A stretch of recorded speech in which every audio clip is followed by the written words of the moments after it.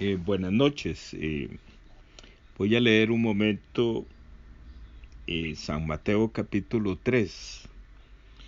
Y voy a leer algunos versículos. Voy a ir saltando un poco para que el audio no me quede muy largo. Dice así San Mateo capítulo 3. Tiene un subtítulo mi Biblia que dice Predicación de Juan el Bautista. Dice que en aquellos días vino Juan el Bautista predicando en el desierto de Judea y diciendo: arrepentíos, porque el reino de los cielos se ha acercado. Y voy a saltar ahora un poco al 6. Y eran bautizados por él en el Jordán, confesando sus pecados. Versículo 7. Al ver él que muchos de los fariseos y de los saduceos venían a su bautismo, les decía: generación de víboras, ¿quién os enseñó a huir de la ira venidera? Haced pues frutos dignos de arrepentimiento. Y ahora voy a saltar al versículo 13. Entonces Jesús vino de Galilea a Juan al Jordán para ser bautizado por él. Mas Juan se le oponía, diciendo: yo necesito ser bautizado por ti, ¿y tú vienes a mí? Pero Jesús le respondió: deja ahora, porque así conviene que cumplamos toda justicia. Entonces le dejó. Y Jesús, después que fue bautizado, subió luego del agua, y he aquí los cielos le fueron abiertos, y vio al Espíritu de Dios que descendía como paloma y venía sobre él. Y hubo una voz de los cielos que decía: este es mi Hijo amado, en quien tengo complacencia. En otra parte de la palabra, ahí en Lucas 3, 21-22, hablando sobre este mismo tema, quiero leerlo ahí rápidamente. Dice así, Lucas 3, versículo 21. Aconteció que cuando todo el pueblo se bautizaba, también Jesús fue bautizado, y orando el cielo se abrió, y descendió el Espíritu Santo sobre él en forma corporal como paloma, y vino una voz del cielo que decía: tú eres mi Hijo amado, en ti tengo complacencia. Es que me llamó la atención la figura esa de que dice que el Espíritu Santo bajó corporalmente en forma de paloma. Constantemente yo escucho acerca de que muchas personas invocan el Espíritu Santo y porque han sido enseñados así. Yo en esto, por decirlo de alguna forma, yo en mi corazón existe, digamos, un poquito de piedad sobre ellos.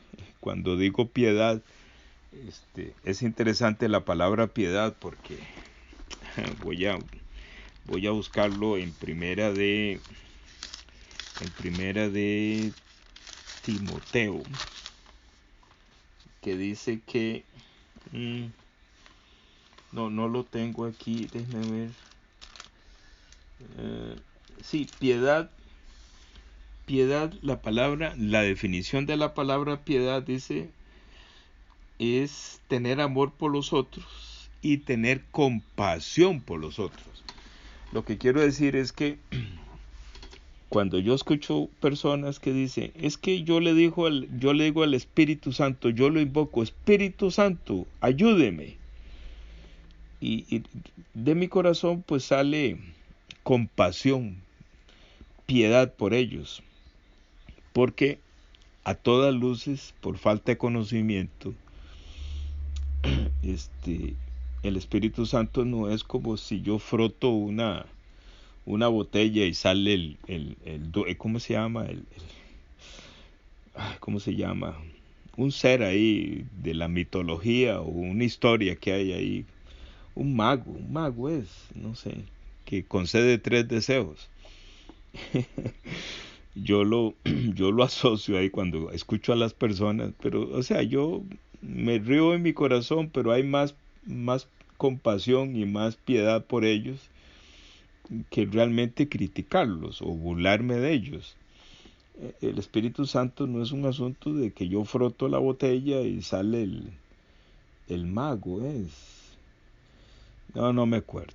Y entonces, el mago le dice, según la mitología, ¿qué queréis que te haga? Eh, Tengo para usted 3 deseos, pídamelos, ¿verdad? Y hay todo un tema ahí alrededor de eso, algunos vacilones y eso. No, el Espíritu Santo no es un tema así, o sea, el Espíritu Santo es Dios, es Dios. Y jamás yo puedo decirle, Espíritu Santo, ayúdeme. No es así. Eh, es un asunto muy serio y de orden, de mucho orden. Aquí en lo que leímos, así saltadamente, la palabra de Dios nos habla de que para nacer de nuevo, o más bien, diciéndolo de otra manera, para regresar al cielo, o diciéndolo de otra manera, para poder entrar al cielo, lo primero, dice el Señor Jesús, es arrepentirse. Pero arrepentirse, mucha gente lo confunde con la palabra remordimiento. El arrepentimiento bíblico como condición para seguidamente después de eso eh, ser libre del pecado y seguidamente después de eso ser sellado por el Espíritu Santo, es otro concepto. El arrepentimiento es que la palabra o el constante oír la palabra nos revele en el corazón de que en nosotros está un ser espiritual que es el enemigo de Dios y que cada ser humano no sabe que es dominado por este ser espiritual. Este ser espiritual, la Biblia tiene varios sinónimos. Entre ellos es espíritu inmundo. Otro sinónimo de este ser espiritual es Satanás el diablo. Otro sinónimo de este ser espiritual es el pecado. Otro sinónimo es la serpiente antigua. Entonces, cuando la palabra de Dios, por medio del poder del Espíritu Santo, de una manera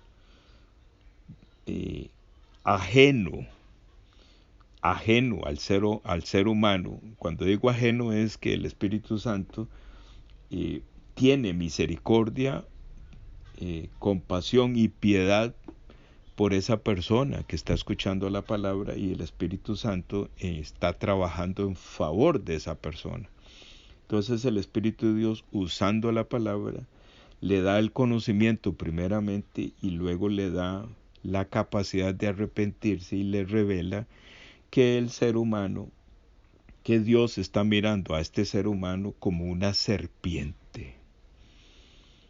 Porque nosotros nos vemos como seres humanos, pero espiritualmente, cuando viene el verdadero arrepentimiento, la persona se da cuenta que una persona que tiene el pecado, una persona que no ha nacido de nuevo, realmente es una serpiente.